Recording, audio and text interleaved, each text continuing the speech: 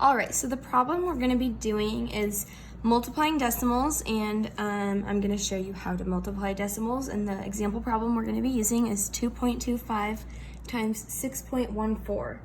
So the first step you're going to wanna do is line up your two numbers on top of each other, and I'm gonna choose to do the smaller number on the bottom.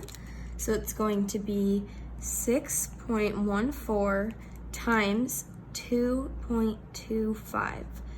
And the way I lined these numbers up has the decimals lined up with each other as well, so then each place value following the decimal is in the right spot.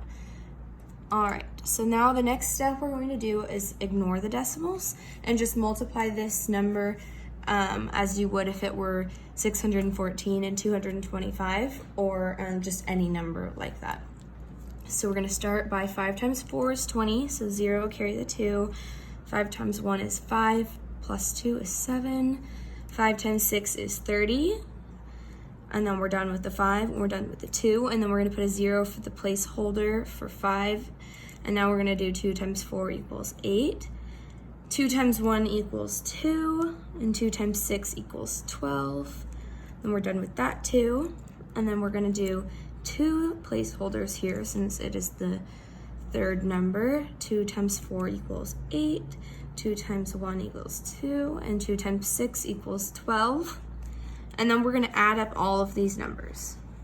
So it's gonna be 0 plus 0 plus 0 equals 0. 7 plus 8 plus 0 equals 15, carry the 1.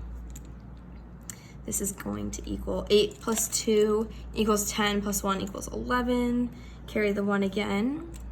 3 plus 1 equals 4, plus 2 equals 8, and then 1 plus 2 equals 3, and then 1. All right, so now we have this number is going to be 138,150. But remember, we did have those decimal points, which means we have to find out where to put the decimal point in this new number, which is our product. So what we're going to do here is to find how many places we count for the where to put it in this number, in this product, is by looking at our original equation, and we see there's 2 numbers after the decimal in this number. So 1, 2, there's 2.